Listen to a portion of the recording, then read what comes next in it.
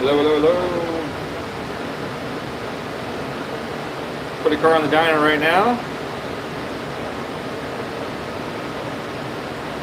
I forgot the guy's name.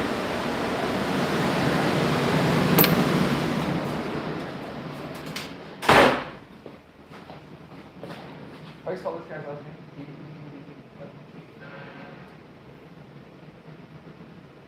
Yo, yo. E-R-E-E-O. Okay. All right. So, put the car on the dyno right now. Oopsie. Caps lock is on. That makes things look funny.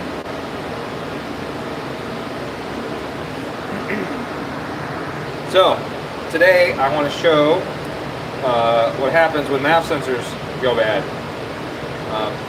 Unfortunately, when they go bad, they don't fail, and that's the big issue, right? I had that one discussion a week ago or so where I showed the insides and outsides of a good mass airflow sensor versus a crappy aftermarket one, and that is obviously, you know, a different subject, but it's important because this video is going to tell you why you need a new one, and hopefully the last video tells you why you should get an OEM or a Denso. So, what's the MAF do, right? MAF sensor measures the mass of air that flows past that point. It's the most important measurement that the whole ECM has. It is where all the calculations start in the engine management process. Your timing's based on that, your fuel's based on that, right? Everything's based on what that reading is. So if it's wrong, then everything is wrong from there. All your calculations are incorrect, then everything is, food. Time, the mass airflow sensor degrades. It's, you know, metal wires with a little resistor looking nub in there, and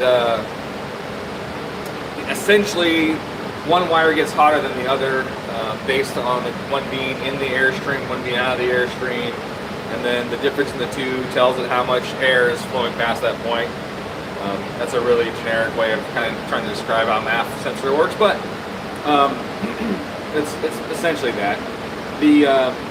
The wire degrades, the metal degrades, the little resistor detector in there degrades, and the value is no longer the same. Now, what also happens is they get dirty, and that's why it's important to keep them clean. And almost every single car that shows up needs a mass airflow sensor or needs a mass airflow sensor cleaning. So, and when I say almost everyone, I mean like almost every single one that's 07 or older. Everyone that's got the original style MAF, like I showed in the video. Sorry, allergies going crazy today. The wind's kicked up, trees are in bloom, and I'm a pussy, so allergies are kicking my ass.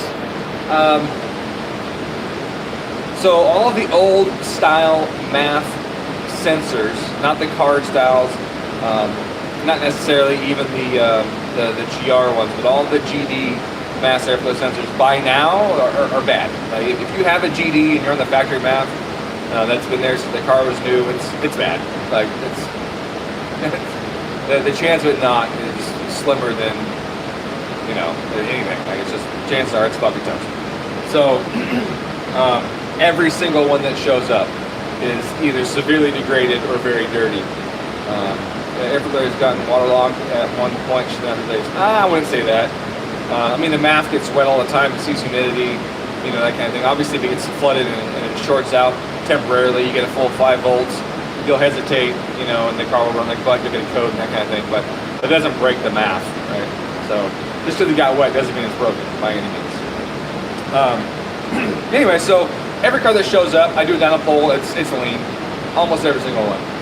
And then I got to pull the MAF out. I clean it. They're often dirty. And sometimes the air-fuel ratio comes back to where it should be. And you're like, okay, cool, that one was just dirty. But it's rare. It's almost always time for a new one. And so I got a car here that I did earlier. Not this one behind me. This car's a GR. I don't even know if it's MAF bad or not. I haven't tried. I haven't got to that point yet. I'm putting his name in the database now. But before I erase these dyno graphs, I wanted to make this video. So what happens? It reads a lower volume of air, or mass of air. So instead of the load being 2.4, it'll be, or 2.6, it'll be 2.4. instead of being 42.2, right? That kind of thing. Instead of reading 275 grams per second of air, it's only going to read 254 or something. And that makes it lean. And also makes it, and thanks for stopping by, dude, have a good one. It also makes it have too much timing. If the timing is lower, the load is lower, the timing is higher. Essentially, if you look at the timing map, they start off high at low loads and then dips down as load comes in, which makes sense. Burn speed increases as the higher density of molecules in the cylinder get closer together, and there's more of it in there, there's more energy in there, the burn speed increases, so you need less ignition events. So, what happens? The car runs lean. It has too much timing. So here we go. It's a graph. It was the thumbnail for the video. But you'll see here this green line. This is a mass airflow sensor after I cleaned this air-fuel ratio, 12:1. Commanded is like 10:8, okay? Actually it was a taper, it was like 11:4 to 10:8. But anyways, you see here it's 12. It's 12:1 here. And I cleaned it, and that was after cleaning it even, and it didn't get any better. It got a little better. It was a little bit higher than this before I cleaned it. When I cleaned it, it went to there. But I knew when I saw the power versus the airflow, I was like, okay, that doesn't match. The cool thing about this dyno is that this number is usually within 10, possibly 15% of the grams per second of air. And that's a beautiful thing about this dyno. Other dynos, it's like, oh, the grams per second is 270 and the wheel horsepower is 350 because your dyno's fucking ridiculous and reads stupid high. This is not that case. This one, it was getting 280 something grams per second of air. They made 290 wheel. I'll be damned. And that's even adding 10% to what it actually measured the wheels at the time with the weather correction and that kind of crap in there. So. This is also, well, that one there is the final. 304 is the final. Injector duty cycle was 99% on that guy, so it was toast. It was done. But anyway, so got a new MAF, put it in, bam, almost a full point in most of this area, almost a full point of fuel improvement. Now again, old MAF cleans, new MAF. That's a big freaking difference. As you see here, I didn't even finish the pole because it was so lean. It got to 12.2, it started to knock a little bit, that kind of thing. So, anyways, chances are if you got a GD and you haven't done your mass airflow sensor, you probably need one. And if you recently got tuned and your tuner didn't notice anything, and he just kind of said, oh yeah, added some MAF scale to it or whatever, like, he's not doing you any favors. That's just a degrading sensor that should be replaced. And this guy needs replaced, clearly. I mean, a full point is significant. And also that full point with reduction in load and the lower readings, it was like 3 degrees too much timing, 3 or 4 degrees. And on the first one, it was lean. Let's try and bring that up. Let's see. Let's try and bring that up. One of them was lean, and it made a butt whack of power, and I was like, whoa, what's going on here? Something wasn't right. Yeah, the first two. I didn't even finish the poll on the second one. The first one, you see, went 12 all the way to the end, made 307. I was like, wow, that's a fuck whack of power. And then I looked at the AFR and go, oh, it's really lean. I looked at the log and said, how did I miss the timing was so high? It's because the rating was low and it was super aggressive.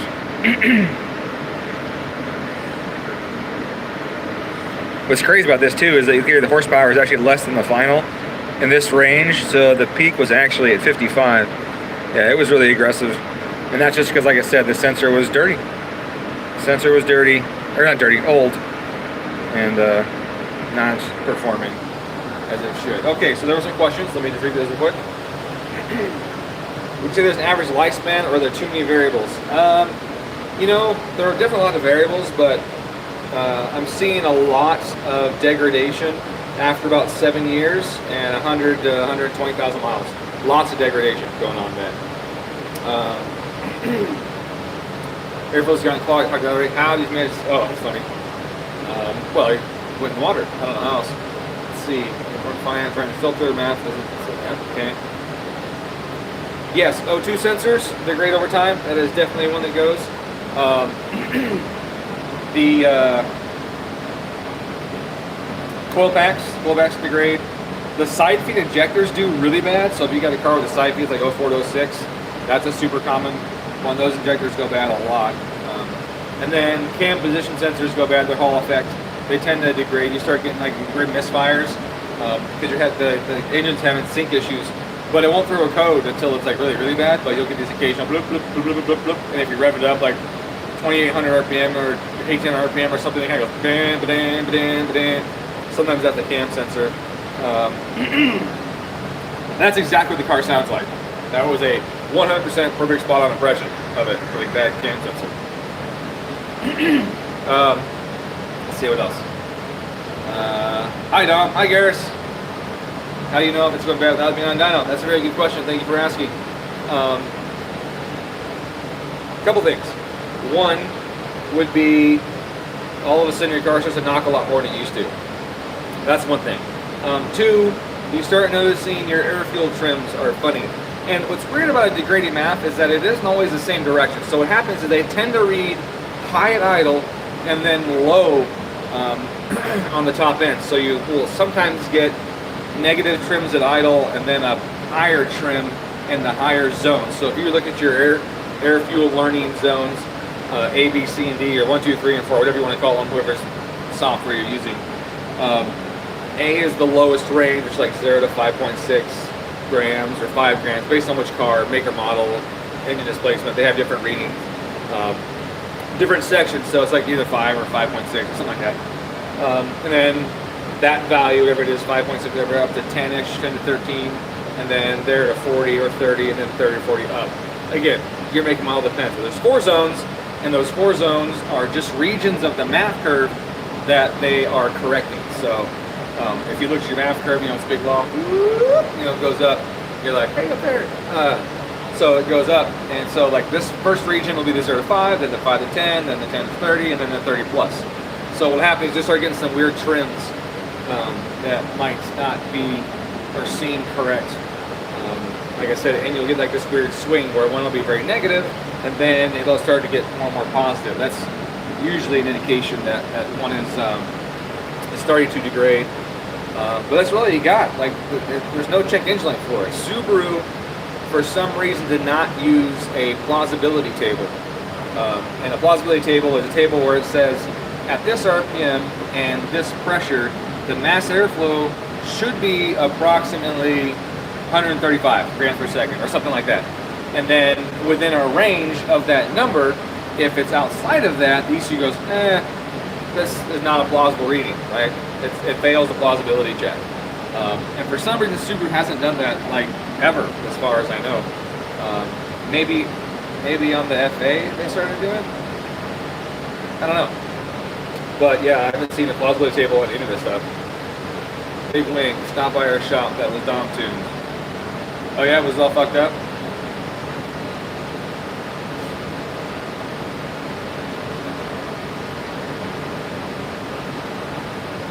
I don't know, Baby Blue WRX. Did it have a 207 swap or something? No, it's no 06. I can't think of it. Was it a long time ago? Well, that's good. Bogging, like boost leak kind of thing. Well, boost leak or some shit. It typically is what it is. Or somebody changed their freaking mass airflow sensor housing or intakes or whatever. Who knows? Maybe it didn't wrap. That's possible. Absolutely. Yeah. They don't come Baby Blue, right? So it's painted or wrapped.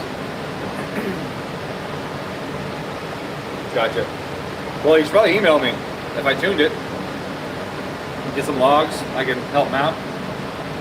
Unless it's not access port tuned, then I must have done it a long ass time ago. But yeah, regardless. What are they saying about that? Yeah, makes sense. Has it got a sun's west block?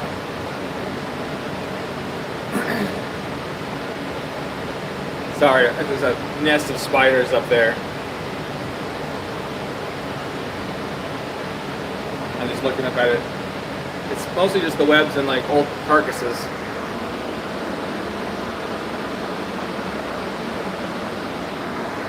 Yummy. Anyway, so that's what I wanted to show you guys. So those that just showed up, what I showed was a dynograph. Yeah, it's just the guts, I think. Just the parts of other animals. I don't see the spiders themselves. I just see the empty carcasses. Means that they're doing their jobs. I don't kill spiders. I know like people go, kill the fire, you know, but yeah, I don't actually kill spiders. Unless it's a black widow or like a recluse, and then I know it's a recluse, then I kill it. Otherwise, I don't deal with it. I just let them do their thing. They get rid of the bugs that I dislike more. I hate flies, I hate mosquitoes, and all that shit, so let the spiders do their job.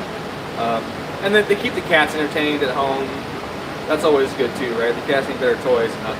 They'll like chase them across the floor and they play with each other. You know.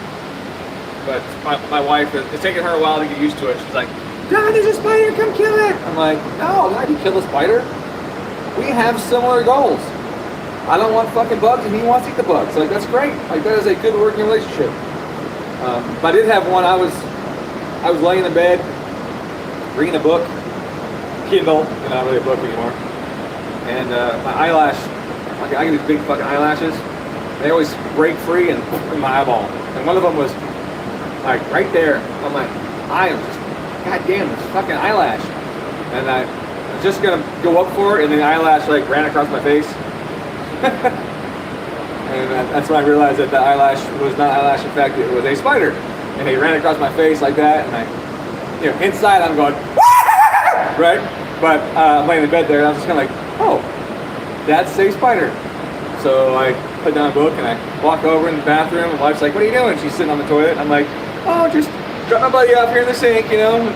What is it? I go, it's a spider. And she's like, oh my God, it was on your face? Yeah, it was on my face. Trust me, I was screaming inside. And that guy, I did kill that guy.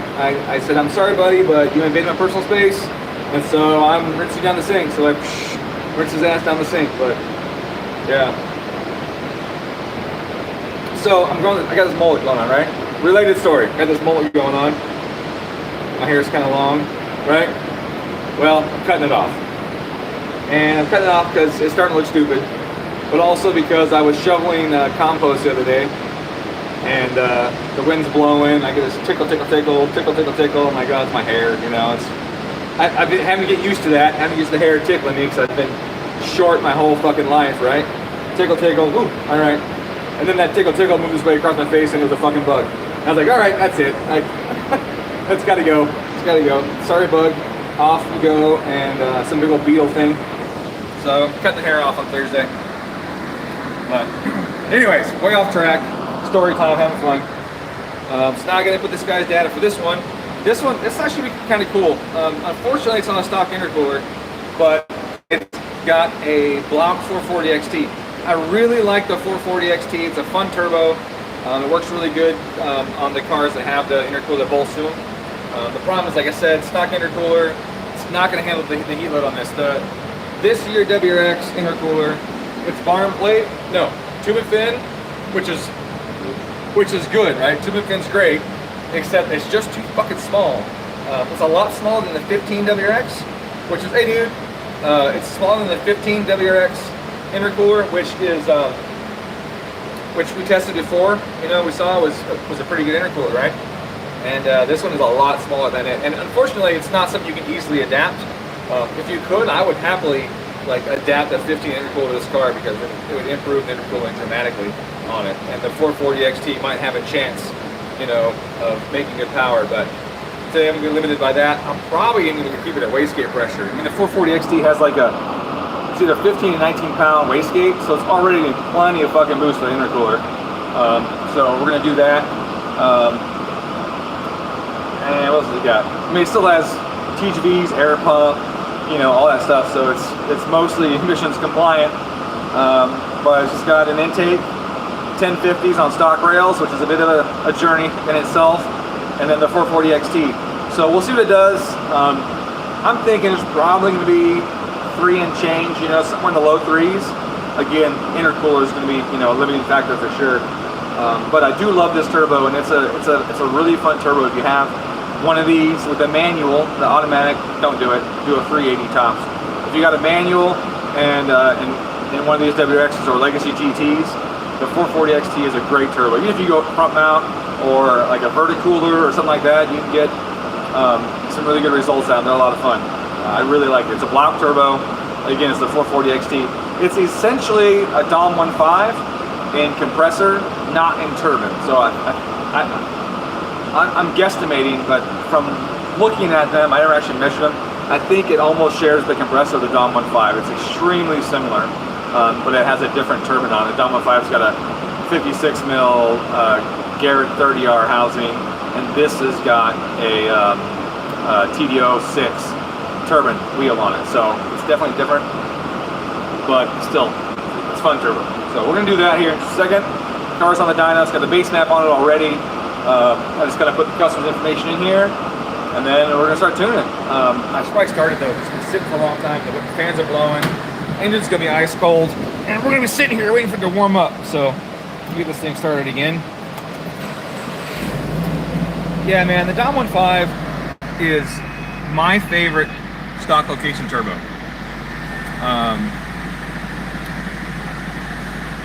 Yeah, it's my favorite one.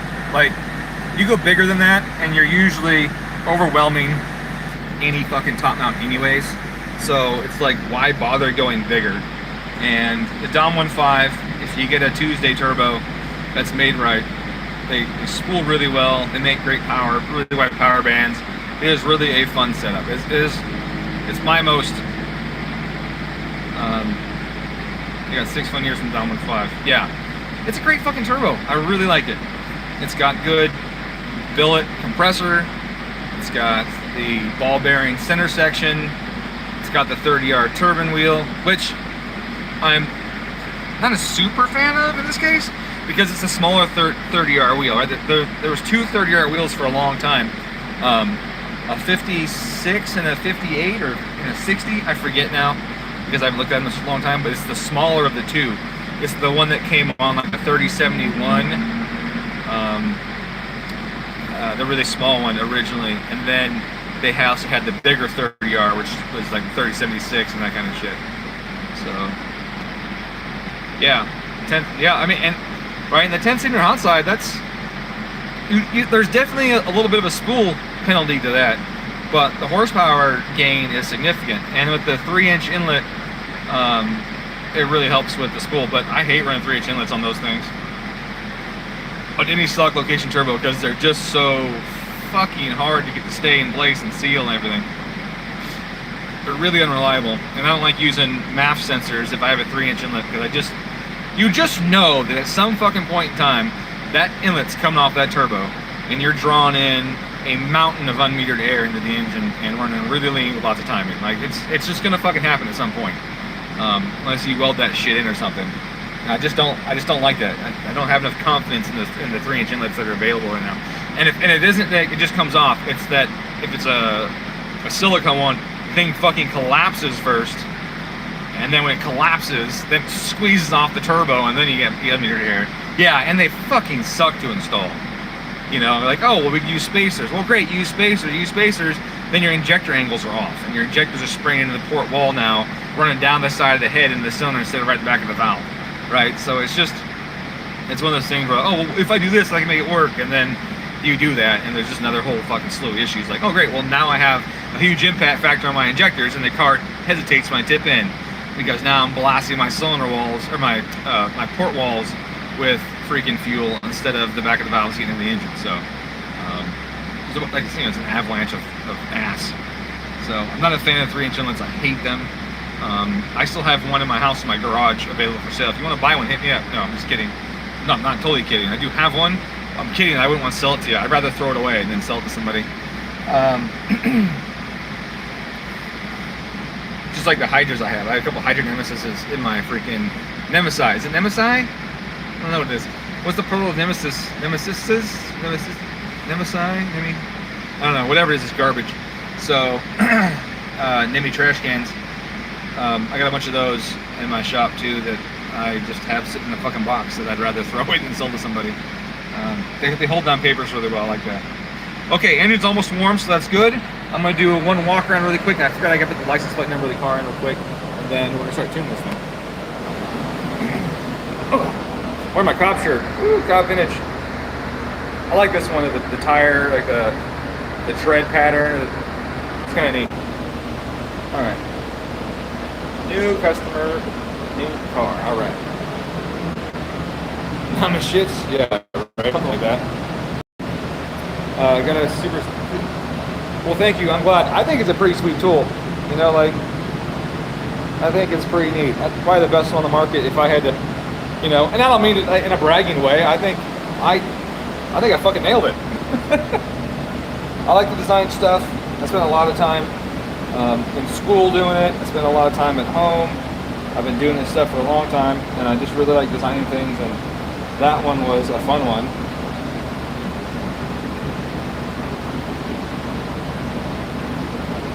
Just don't hit it with metal hammer and dent in the back, because then you can't get the guide pin in.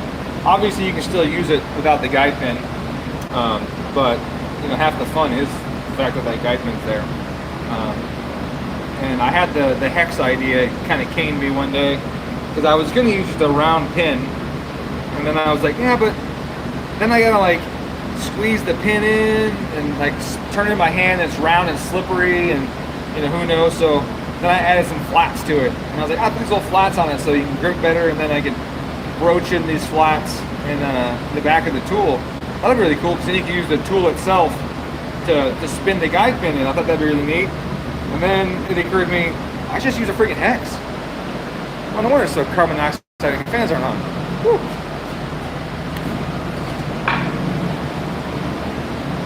Start to get high, and not the good kinds. All right. So then I said, fuck it, let's put a hex in it. And a machinist, I may have told this story, you may not have heard it though. They need to broach all these tools, so we cut them all out of aluminum, obviously 6061, drilled the pilot hole in it, the right diameter, as part of the whole process, and then had to broach them. And so he got the broaching tool, and he was trying to figure out the bit itself, right? It's a long shaft that's like 14 inches long, and it starts at a circle and turns into a hex on the other end. And so each little, and like there's a little stage like this far apart. So each stage removes a little bit more metal as it passes through. And so he was trying to figure out, my press doesn't have enough range on it. And so he's trying to figure out how he's going to make this thing work. And his dad told him, you got a log splitter, right, dumbass? Use a log splitter, you can figure it out. And so they pulled that log splitter out and drilled a hole in it, attached a fixture to hold the tool in it, did a bunch of other shit, and then used a log splitter to broach all of the tools. So I thought that was really neat. But if you do happen to hit it with a hammer, a metal hammer, you know, that's not padded or anything, and deform it enough that the pin won't go through, you can send it back and we'll just fucking broach it out for you, just for shipping. I'll do it for free if you happen to do that, but try not to, because dead blows are perfect for this job. All right, so here's my password. It is oh, did that break up? Sorry. Okay, so now we're in the car. It's a 12 WRX, again, block 440 XT. It's got 151,853 miles on it, so fingers crossed. I'm connecting to the ECU right now, and like I said, I got the base map on it. I got wastegate duty cycle at 0. Chances are I'm probably going to have it stay at wastegate duty at 0 for wastegate pressure, because it's on factory map sensor and factory intercooler. But even then, you know, the stock turbo on these will hold 13-ish pounds at redline, and this turbo at the same boost at redline would make 20 more horse or something. But in this case, we're going to have like 7 more pounds at redline, so we should easily add, you know, another 40 on top of that. So that should be a good time. I wish that the software would freaking connect though. Sometimes the comp software is a little glitchy. Yeah, it crashed.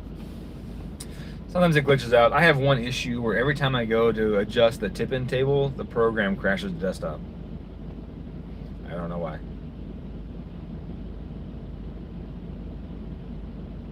Not responding.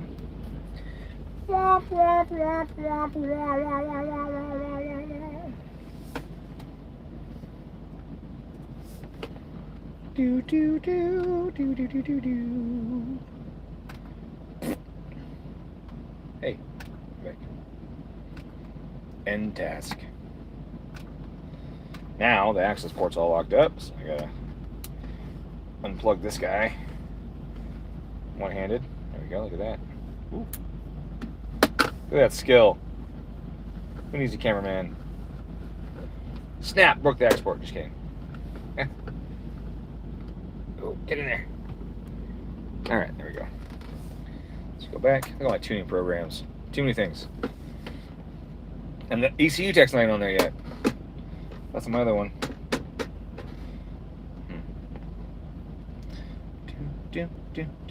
Come on, baby.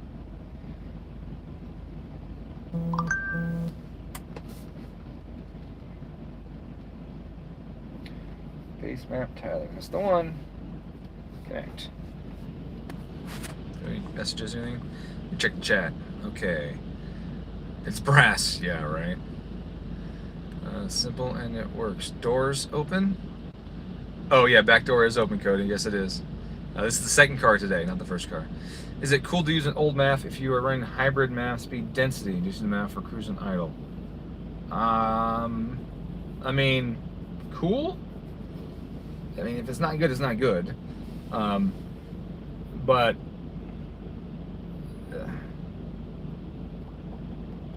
depends how bad it is, right?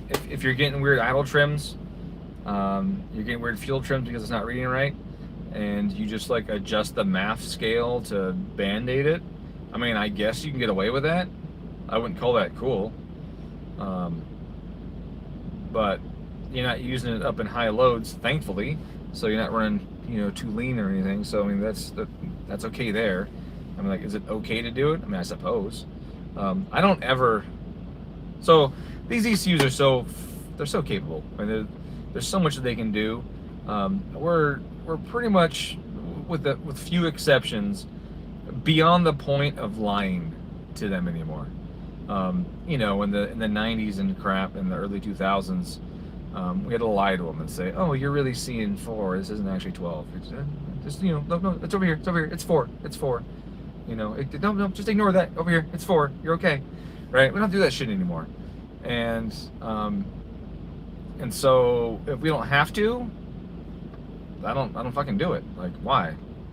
If I don't have to lie to it because it's capable of knowing what should actually be going into it, then why would I do it? So, I mean, can you get away with it? Yeah, you probably can get away with it. And so, yeah. I mean, I'd rather see you use an old Super MAF than an aftermarket new one, because the aftermarket ones are absolutely horrid, as I showed in a previous video. So, yeah, you could do it. I think cool is the word I would use. All right, so now we are live. It's time. All right, let's see. So this one, okay, so a common issue for some reason with this era WRX is the throttle body. They get dirty easy, I think because of their location in the manifold, because they're below everything. They're below the intercooler, they're below the manifold. And they start to perform poorly down low. But they also degrade. I suspect, I don't know the reason why entirely, but I suspect that it's degradation from the heat, because like they're under the manifold and next to the engine. They're just sitting there just sucking up heat. Whereas the other cars that have the steel manifolds and the throttle bodies in the middle, the air's coming in the scoop, it's blowing over it, right? They don't run so hot. But from 2010 and up, I've noticed this major trend where, especially after a flash, before the idle adaptations are learned, the RPM dips really hard after a rev. And this one here, it does more than just dip. This one here is sloppy. And if I command a change and it moves like from 3 to 7%, there's no output. Like, it doesn't move on this throttle body. So this one's a little tired. I think this one's about at the end of its life. But unfortunately, these cars tend to wear the throttle bodies out a little more than the other previous models and stuff. So.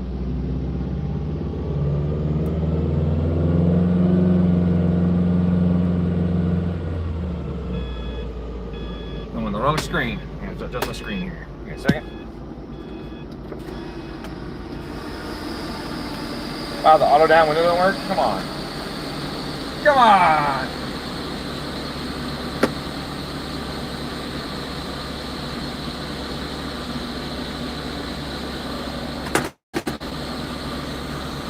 Alright.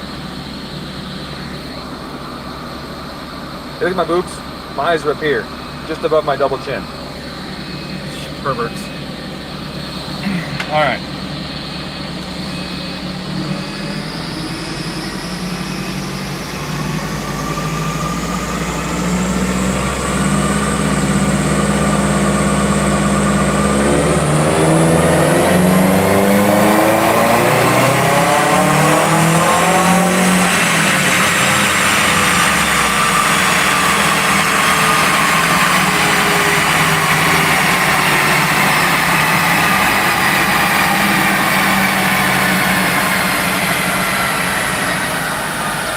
Alright, so what I was doing there was like 20-something% throttle initially, and then I ramped in a little more throttle, and then when I got to about 5,500 or so, I gave it full throttle.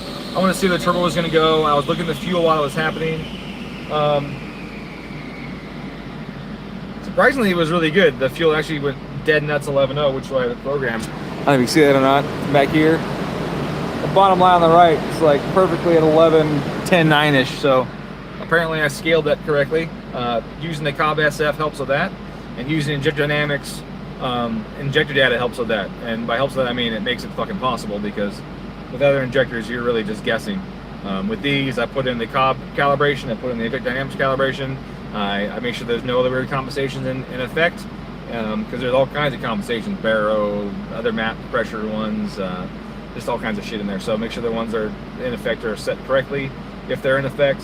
And then set your target, and sure enough, holy crap, 11.01. Well, hello. And so that's good. I think that the owner just looked at me with the thumbs. I don't know who the owner is, so maybe that's him. I don't know. The guy gave me a thumbs up through the window, so I don't know. I just waved. So I didn't go full throttle until, oh, I guess I did around 4,500.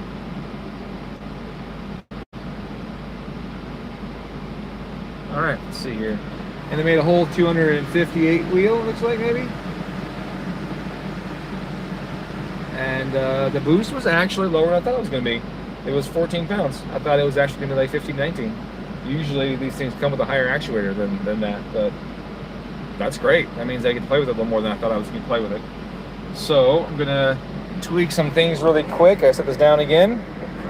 While I do that,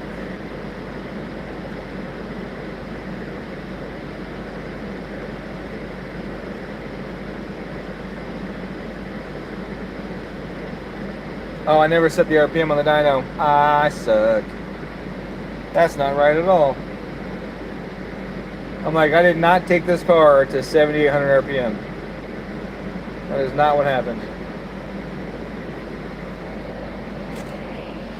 I gotta fix that.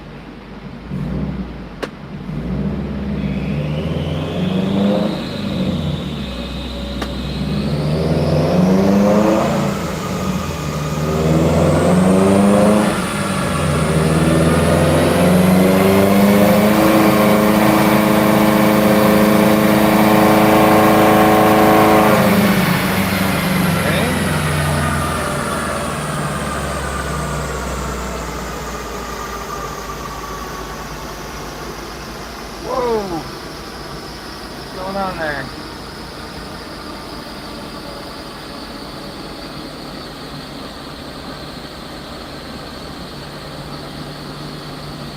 Let's try that again.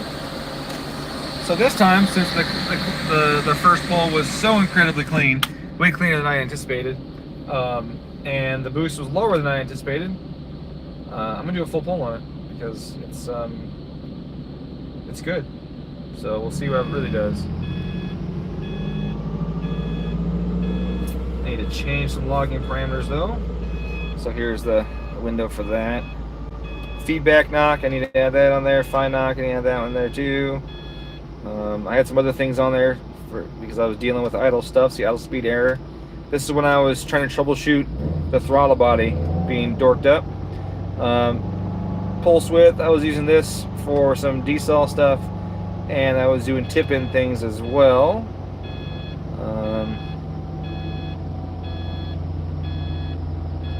Alright, copy the log. Okay, here's our table again. Alright.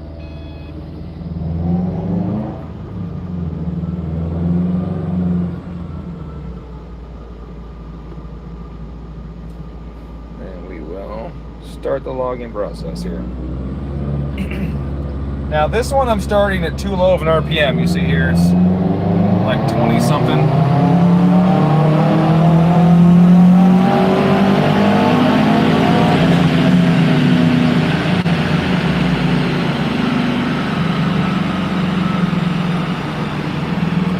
So, dyno tip, if you start on this type of dyno, if you start the pole way outside of the boost threshold, then your boost threshold will be off on your graph.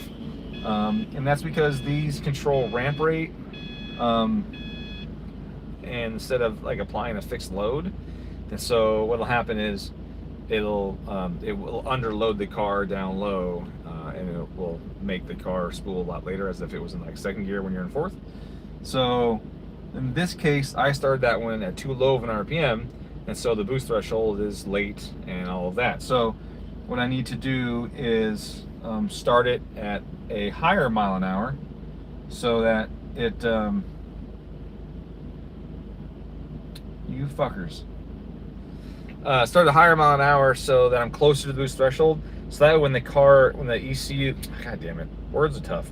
When the dyno loads the car into steady state for 3 seconds before it initiates the roll, the pole, then the boost will start climbing in that area, the torque will go up, and the dyno computer will see that increase in torque and add more load, and the initial load will start higher, and the pole will be more representative of what happens on the street.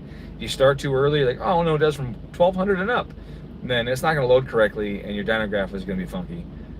So if you happen to use one of these dynos, dyno dynamics type dynos, or the super shitty, absolutely worst dyno ever fucking made, the Dyno.com, then you need to know that so you can operate it correctly to get the right kind of data and stuff. You need to be realistic, and well, Dyno.com is never realistic, but you at least want your engine to see realistic look. Seriously, no fucking out down still? I just did this. Let's do this again. Up all the way. 1, 2, 3, 4, down. Down all the way. 1, 2, 3, 4, 5. Up all the way. Okay, now try it again. Auto down. Yay! Alright. So that did. Hey! That MAF discussion, right? We talked about the airflow reading being close to the wheel horsepower. Let's see how we are right now. I'm really curious how close we got. 265 grams per second, what the log says right here. 265, what the log says. Let's see what our output is. 268. Oh, damn it.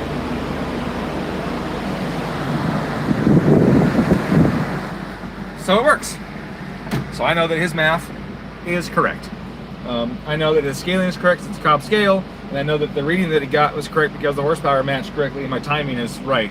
If the timing was 5 degrees, and obviously horsepower is going to be down fucking 50 horse, but the timing was correct. It was 18.5 to 19 a red line, and AFR was right there in low 11s. Boost is about 14 pounds. And the airflow matched the horsepower output, so we know that his mass airflow sensor is not degrading. Yeah. Now, in this case, because this car has the quad exhaust tips that come out the back, they don't share exhaust very well. And unfortunately, at low flows, the amount of exhaust that comes out of any individual tip isn't really impressive.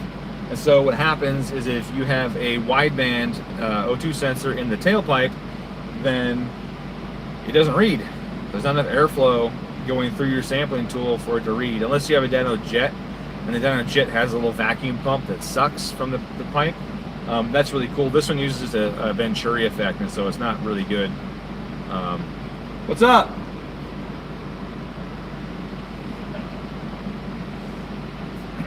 Gonna grab my phone. Oh, okay. Right on. Let's see, what we got? No love for DW data. You mean there's stolen, borrowed data that's not accurate? Nope, no love for that. Maybe due for new MAF. You probably are. I probably are. I would say you should probably buy one right away. You can get the dense. Hey! Hey!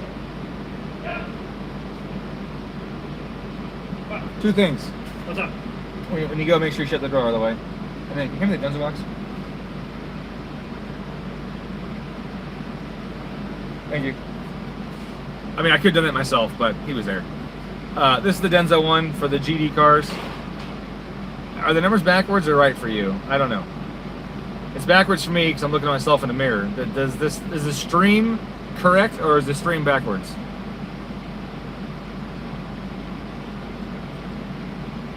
They're good. Okay. Where good? You're good? Oh, you meant they are good. Oh, perfect. Thank you. Kicking in the balls in public. Yeah, so 1976040. That's the GD fitment mass airflow sensor. That's not Subaru. Not. It's just the same one as the one that's. All the rest of them suck. And if you saw that other video when I posted the picture of the internals of the MAF and talked about it, you'll see why. Aftermarket ones are really, really bad. Yeah, like really bad.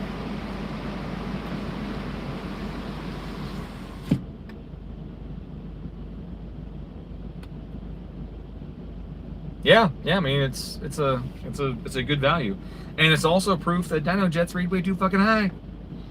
Because your 290 or in this case 260 would have been 310 fucking wheel horsepower on a dyno jet. So okay.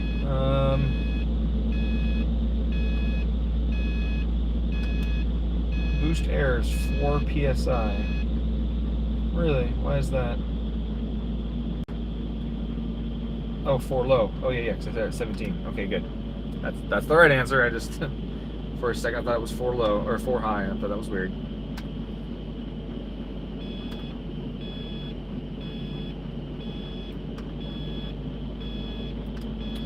All right. So first thing with wastegate. So a lot of people tune turbos differently. You know what their process is. My process is this. I'm just going to show you what I do for boost tuning. All right. So first off, I have my targets, and you have your proportional and integral controls. Proportional being the instantaneous error between where you want it to be and where it is, and then how much it applies based on that. And then you have your integral, which is your wind up, that's your count up. That's error over time, and with error over time, then as time progresses, it adds to the value or pulls off the value based on whether you're above or below the target. For the most part, those PID controls, or the PI controls in this case, because they don't have a D for these for the Subarus. BMWs have a D. BMWs have a derivative for the boost control, whereas the Subaru is just PI. So with these, there's really a pretty narrow range that works really well on almost every car in a Subaru, starting around about factory GD STI values, and then pulling a few % off of those, and really it's really close. In almost all situations, those are really close. If you have a boost control system, I should make a caveat here. If your boost control system's not fucking trash, and by trash I mean way too much spring pressure, the wrong hose routing, or running in different methods. Some people like to run, both ports on the gate to pressure with a T and a vent and all that kind of stuff. If you run a system that has very, very low resolution, and by that I mean lots of PSI of boost, right? Lots of boost pressure for very little % duty cycle in the wastegate, then that's trash, and I'm sorry for you, all right? Realistically, you have 100% duty cycle to work with, and that's it, right? You have 0 to 100. And if you think of it like a 0 to 5 volt sensor, right? If I use a 10 bar MAP sensor on a car that's only gonna run 2 pounds of boost, or 2 bar of boost, right? I'm only gonna use 2 fucking volts of that sensor. That means that every volt is a very large change in pressure. That means you have very low resolution. Now, if I use a 3 bar MAP sensor on a car with 2 pounds of boost, 1 bar in vacuum, right? Now I've utilized all 5 volts of the sensor, and I have the most resolution I can. Every volt is a much smaller change in boost pressure, okay? Boost control is no different. For some reason, there's some weird thing on the internet where people that sell boost control solenoids have fooled all you fuckers into thinking that a boost control solenoid gives you some weird, crazy benefit by lowering your wastegate duty cycle in half. I have no idea why why people think that's a benefit. I have no idea why someone thinks a reduction in resolution is a benefit somehow. It makes no fucking sense. The ECU is only able to cut down the wastegate duty cycle percentage in so large of an increment, and the valve itself is only going to respond to so much of a change. Not even the increment that the ECU responds, the ECU does. So lowering your wastegate duty cycle by 50% because you think it sounds good is fucking non-effective. I don't know where that comes from. You can use your PI controls at any time to make that thing count up really fast or really slow, and it doesn't matter if you need to do 90% or 50% duty cycle to hit your targets. You can make the ECU do it, and it'll do it just as fucking fast. All right. So that being said, I try to maintain my boost system, my boost control systems in such a way that I use as much available resolution as I can within reason. Obviously, if I'm running 14 pounds of boost, I don't want that 100% duty cycle because I have no way of going up. And I also don't want to use much more than 80 or so, because from 80 to 100, the difference in airflow is very little. They're not getting a whole lot out of it.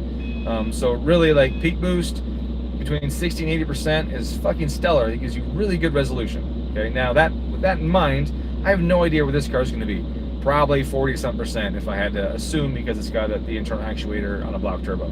But it might be more. But that being said, the PI values that you get from the stock STI are really close, and you can tweak them up or down 10% or whatever from there as needed based on what you find, you know, in your logs and that kind of stuff. So what do? Well, I have what I think my PI controls are going to be for this tune. Now what I'm going to do is I'm going to test them, and to test them I got to get close to where the boost is at and let the boost control system overshoot a little bit and then respond and see how it recovers. If I induce an oscillation, I know I adjust the PI controls. If it overshoots and then nails it after that, I know my PI controls are really good. I just got to change my initial wastegate duty cycles, or maybe my max cycles or whatever, based on where I am in the curve, or even the threshold at which the computer starts to correct.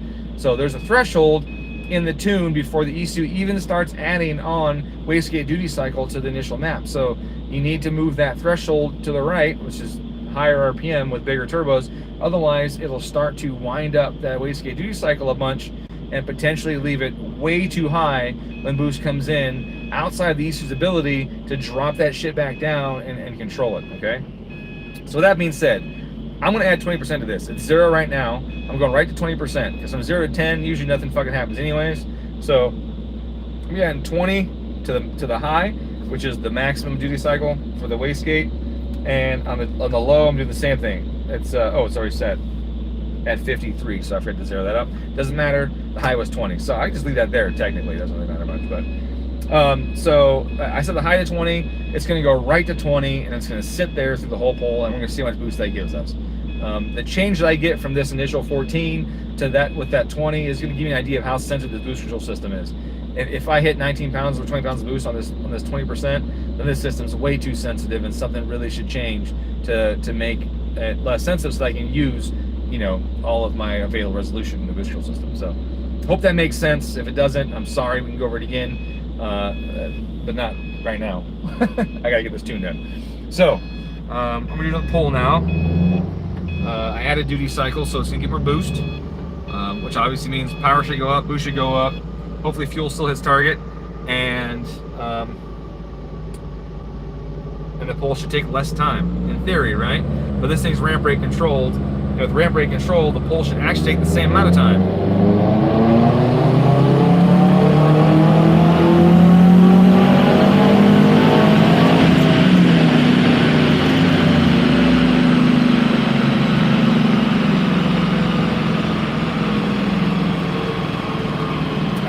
Boost went up a tiny bit. I like that. I like that first 20% doesn't create a huge change in boost. That tells me that in the end, I'm going to be about where I want to be. So I don't know if you can even see it, but the pink line is only a little bit higher than the green line. Just barely, right? Just barely above it. That means that the system is not overly. I've had some systems at 15%, you go from 15 to 30 pounds of boost. And that's jacked, right? There's nothing you can do about that, really, other than just set it at 10 and disable knock control. Just kidding. So yeah, that was good. Power went up a little bit, 9 horsepower. Boost went up almost a pound. And the air fuel is still on target. And when it's a smidge richer, as you'd expect, and that's really good. And then I'm gonna check the log really quick. I don't see any knock or anything, so that's also really good. Yeah, no knock or any of that kind of stuff. So you see here, relative pressure, it went up to 14 and a little bit more. Turbodynamics error, instead of being 4, now it's 3.5, so I only got like half a pound of boost out of it, really, with 20% wasted diesel cycle. So that's good. No knock in my columns here.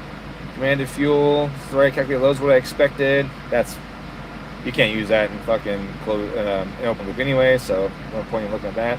But if for some reason the air fuel ratio does say something like 12, then you know you were actually like 13 or leaner, and that's bad news bears. But obviously the wideband told me I was 11, so it's not even fucking needed for this part of the tune.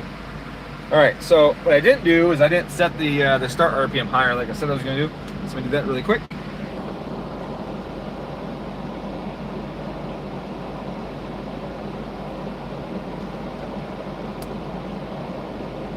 Okay, do that. And now, since everything was good, absolutely, the benefit is that you are operating the solenoid in the correct frequency that it was designed to operate in. So if you think about, okay, so I'm trying to figure out how to do this lesson here all of a sudden. If I have a solenoid, what is a solenoid? So what is a solenoid? Solenoid is typically going to be a metal slug inside a coil of wire that may have a coupling core or something else associated with it. I'm going to put power to that coil of wire that's going to draw the slug into it. Now then I release that power and a spring returns that back. Okay, so the frequency that I feed that solenoid is important because that mass of that slug and the response time of that coil affects how fast that slug can move to get full open or full shut. And then also the weight of that spring and the ability of the solenoid to close again in between when you send it another open signal. So if I send it at a way too high of a frequency, that solenoid may either never open or may hang out in the middle or may never fully shut, right? It's just gonna, right? There's not enough time in between my next opening pulse for that solenoid to go back to fully shut again. So the bigger and the heavier the valve, typically the lower the operating frequency is going to be, and the lighter and everything, the higher it's going to be. Now that's just, I say typical because again, spring weight matters, mass matters, as well as fluid pressure. In some systems, the way the valves are set, the fluid is pushing on that disc of that valve, and fluid system pressure will affect the opening and or closing rate of the valve as well. So yes, the benefit of frequency is that you are using it correctly. That's really the benefit. And in this one, I believe I set the frequency up to what the Cobb solenoid and most of the MAC based solenoids like to operate at in the mid 20s, depending on which one it is. So I should have changed that. I believe I did. Let me find out. Boost control tables, wastegate, frequency. Yeah, I got it set at 28. So that might be a smidge high for this one, being the Cobb one, but that's probably just fine. So yeah, definitely, it definitely makes a difference. If I dropped that to 5 or took it up to 50, you would definitely see differences in the performance. And also, if this was an external gate, the chatter, that wastegate chatter, right? The factory ECU is set at 10 hertz, and when you have an external gate and they bark at you, right? It's almost always right around that frequency of 10 hertz. You can change the solenoid frequency and smoothen that out. Because when that solenoid closes, right? When that solenoid closes, airflow changes in the system. The external wastegate's going to react. It's going to open more or close more, and vice versa. And so, if your frequency is low enough, you'll make that wastegate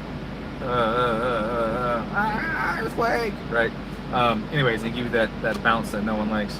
Well, some people like it. Some people like the wastegate chop, some people don't. So, okay. So I only added a little bit of boost now with that last change. So now I'm gonna go to 30%, right? Like I said, the first 20% often not a whole lot happens, but the next 10%, we start to see some results. we start to see the effect of porting more air away from the wastegate actuator. And so with this next 10%, we should see an increase in boost. That's, I say sizable, but you know, sizable is relative, you know, to whoever the observer is. But it should be more than a half to a quarter of a pound.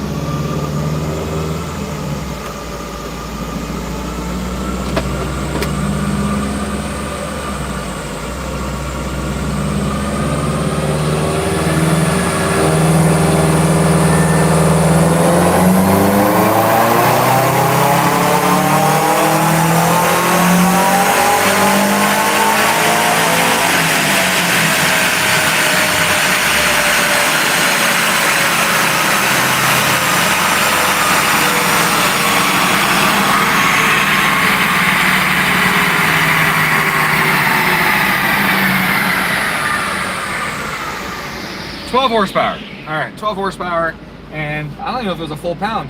The car made me a liar. You fucking car. Oh no, it was a pound. It was just over a pound. 2.6 is what I'm seeing now for my error about. 2.0. Oh, sorry. So as boost comes in here, yeah, 2.5, 2.6, 2.4, 2.5, 2.9, 3.0 on top. So it's one little more up top, which makes sense. But I have it flat, so it's not giving any more.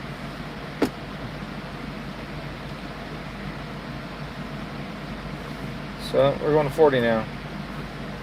So I'm just doing these block changes right now over this whole section. Then what I'll do is I have logs, and my logs will tell me what my duty cycle was at my whatever boost level it was. And then what you do is you go to your target boost over here, boost target, and you'll see this requested torque. So I will go, okay, well, my requested torque at 310, I wanted 16 pounds of boost. Okay, now in my logs, what duty cycle did I find that I had 16 pounds of boost?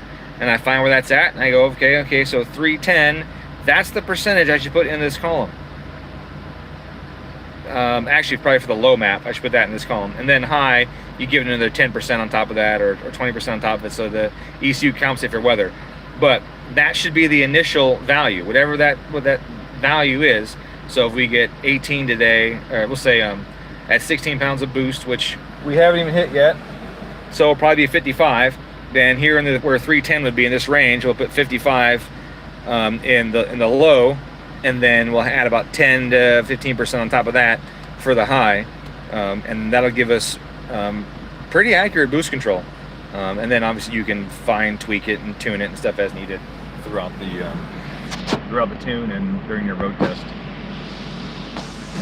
Did that answer your question, by the way? Shadow Dragon?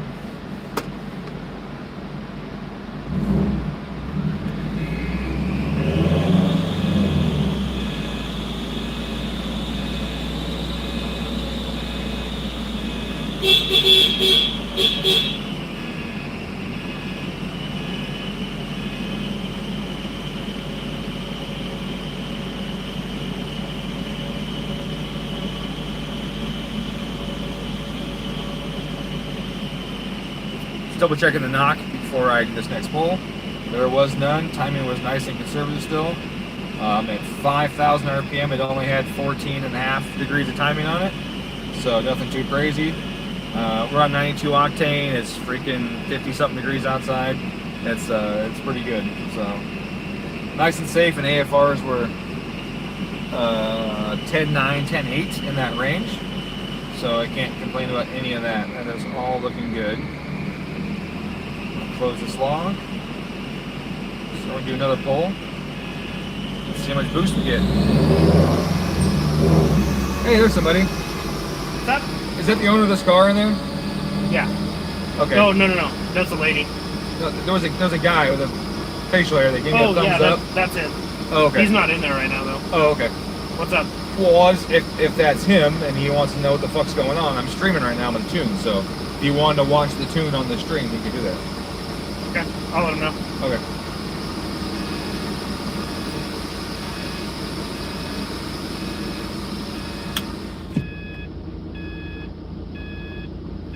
All right. There's a little bit of a learning trim actually coming in right now in kind of a higher load, low RPM scenario here. You have about 13%, which is interesting because usually that's not what you would get right there. I'll have to check for a vacuum leak or something here in a few minutes. Let me just do a little more work here. Another pole.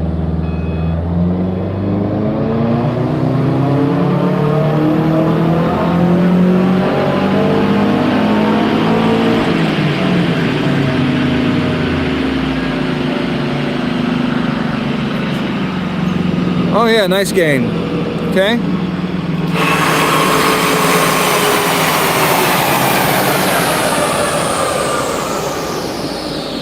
All right. That would mean it wasn't a huge number gain horsepower wise, but a gain in boost. I got 1.5 pounds out of it, looks like, from back here. 295 wheel. Now, a reminder, this is rich AFRs and low ignition timing. And if you look at the graph on the left, you can see how the AFR starts at the moon somewhere. That's because of what I was talking about earlier about the quad exhaust not being able to pick up the low airflow through the O2 sensor, or the low O2 sensor not picking up the low airflow due to the quad exhaust. Boy, some days my English is eloquent, and some days it's today.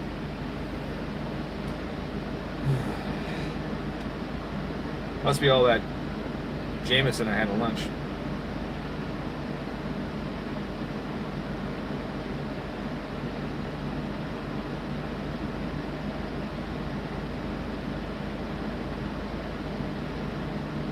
Okay, so we're at 40%. We haven't hit our target boost yet. I said probably 55. Look like it's getting pretty close. We're almost 17 pounds on that pole. So I'm just gonna go right to 55. Now 55 is gonna be high, right? 55 should be high.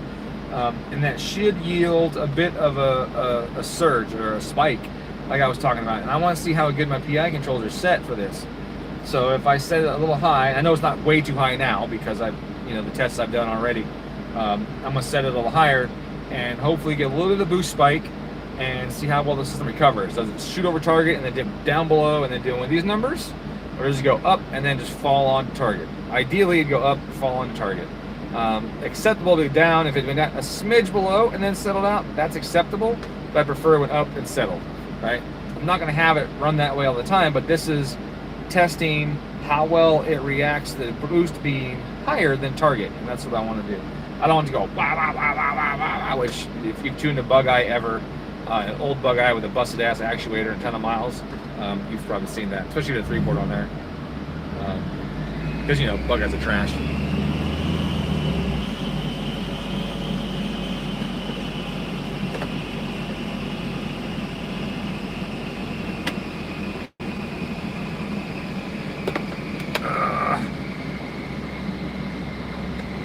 Alright. There was another cable dangling down, hitting me in the legs. It was way too skinny to be on penis, so it was bugging me. Alright.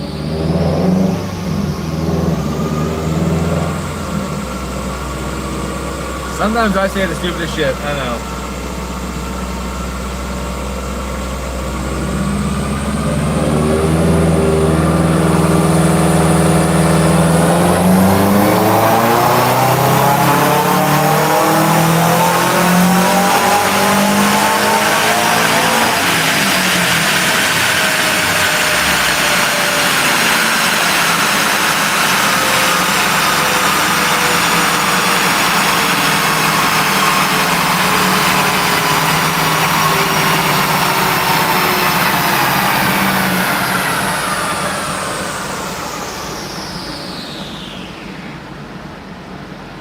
I gotta hit the brakes, so it takes fucking forever.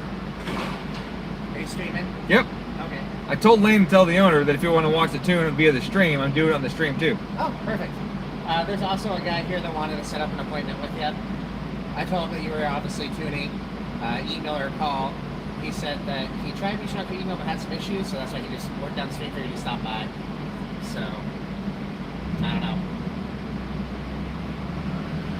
Had some issues? What kind of issues do you have with email?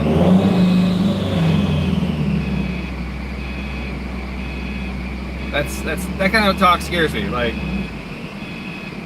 what happens if I tune this guy's car, he needs a revision, and I send a map, and he's like, oh, I can't figure out my email, I just need you to do it for me. Like, I don't always have time to do that shit. So that worries me a little bit. Okay. So, what did my boost do? My boost...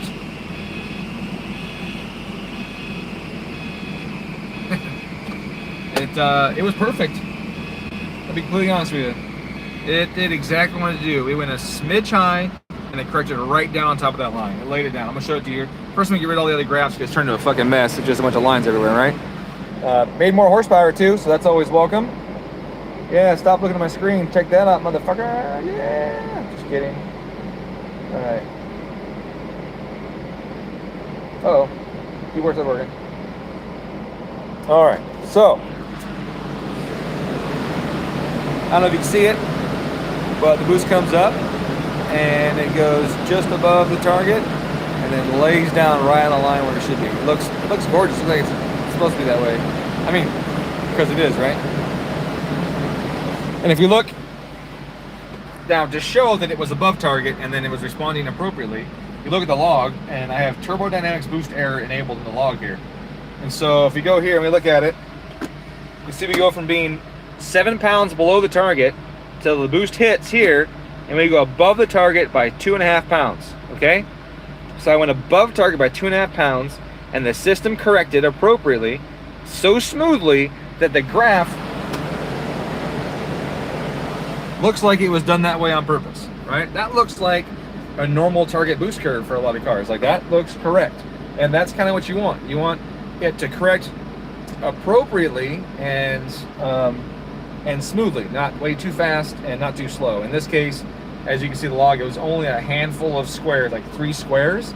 Then went over target, and then it was within a pound of target and just lay down. Again, you can look right here. So here at 43-ish, go across, we're only half, 3/4 of a PSI above target. When at 39, we were 2.5. So, hey, stop looking at my fucked up finger. All right, I broke that when I was 2. Yeah, so went down. Let's see if I can get things scroll. Here we go. And then you see it came in to target, and then look at that, 0. We're above and below the target, a freaking fraction, and then it goes a little bit low. Now that's accepted. It's understandable and acceptable because we're at 6,300, so the turbo is naturally going to have some taper to it. But it's the dreaded 6,200 RPM freaking feedback or find knock learned. You stupid fucking Subaru. We only got 17 degrees of timing on this thing. It ain't jack. 297, 300. So 300 grams per second of air on here, and we get 306 wheel horsepower. So again, we're right there within that, makes that 10 to 50%. We're fucking right there. And man, my fingers look swollen this close to the camera. Pufferfish, are you scared of me? Are you shark? Yeah, so that's really good. So that boost response is what we want. And that power level, we don't really want a whole lot more than that because this top mount intercooler is not capable. Unfortunately, like I said, it's a factory top mount and it is not capable. So I'm going to tweak it a smidge more, address that fine knock learned, see if it's just a setting, which does happen. Those things are really sensitive in that area, and I may not have adjusted the threshold correctly on that. And then the air fuel dipped a smidge on the rich side around the peak boost area, which is totally okay. If it goes a little bit rich, as long as it's not misfiring, that extra richness helps protect the engine, helps remove extra heat out of the cylinder, and that's why turbo cars are rich anyways, right? I have no idea if you guys know that or not. Why are turbo cars or high power force reduction cars on richer AFRs? It isn't that they need the extra fuel, because that's extra fuel, and that fuel actually consumes some horsepower. It doesn't provide horsepower, it consumes some horsepower. However, that extra fuel is mass, and that extra mass in the cylinder sucks up heat and pulls it out of the head, out of the piston, and out of those areas, and carries it out of the engine, right? So that extra fuel is cooling fuel. It's not power making fuel. It's not baby making fuel, right?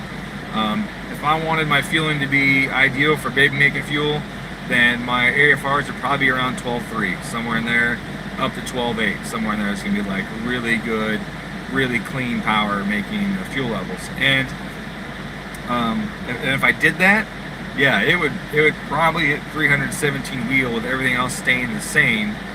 Only I would probably have even more knockcounts than this, probably lots and lots of knockcounts. And if I kept the air cool enough in the intercooler for the duration of that pull, it might make one pull without knocking. It's possible, but it's not likely. But it would make it would make more jam for sure, absolutely for sure. So I'm really happy with that boost control. Like I hardly did shit, right? I had a process, and I put it where a few things where I figured they would be, and then I got to test it, and sure enough, that boost curve was beautiful. It went above and then laid right on top of the line as you'd want it. It's stellar. So that's good news. But for this last section of the tune, I'm gonna have to turn this off because I need both hands. I need to stop talking so much. I can get this done because it's almost the end of the day, and the customer is here to get his car, so I need to finish it up. But before I do that, if there's any other questions, I'll happily answer them. And or any of that. I'll give it a few seconds. There's a bit of a stream delay anyways.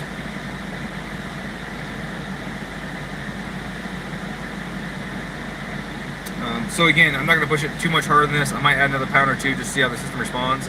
I have a probe on the surface of the intercooler, so I will pull that probe temperature reading up and see how hot the intercoolers get during the pull. I assume it's pretty freaking hot because at this power level, those things are usually pretty damn hot. Luckily, this turbo is not pushing really hard right now, and so the air is not as hot leaving that turbo as it would be leaving the stock turbo in this temperature. So technically, my BTU loading is probably a little bit less than the stock turbo would be. Got 10 less horsepower than this, but my airflow is higher, so it's like a balancing act, right? If there's more heat going through, but the airflow goes through faster, there's less time for the heat to transfer to occur in the first place, and then you get hotter air in the engine, even though the intercooler is not seeing as much of a load. That's the best way I can describe it without math. But yeah, overall though, I'm super happy with how the boost came out on that. I hope that helped you guys, and maybe if you're tuning your own shit or whatever, that'll help you understand the boost control system a little better. And then I got to prove the MAF thing to you. That's really important, and explain why that was bad, and show you dynagraphs and MAF readings, and talk about some troubleshooting and all that. So overall, I think it's very productive. And also, I told some stupid fucking jokes like I always do. So I guess that's it. Thanks for stopping by. Feel free to email me if you have any questions ever. Dominic@GetaDomTune.com. I actually have an email from a guy. I have no idea if you're watching right now. He sent it like 2 weeks ago or more when I was out of town, I think. And you want me to review your tune. If you're watching this right now, I have it. I just haven't had a fucking chance. And I apologize. Was it yours? I apologize for not reviewing it yet. I did see it. I saw it again this morning. Like, fuck, I gotta do this. But I had 3 cars tuned today, so that was not something I was able to do. But I will look at it. I'm not ignoring your email. Yeah, that's it. Thanks for stopping by, guys. Have a good day.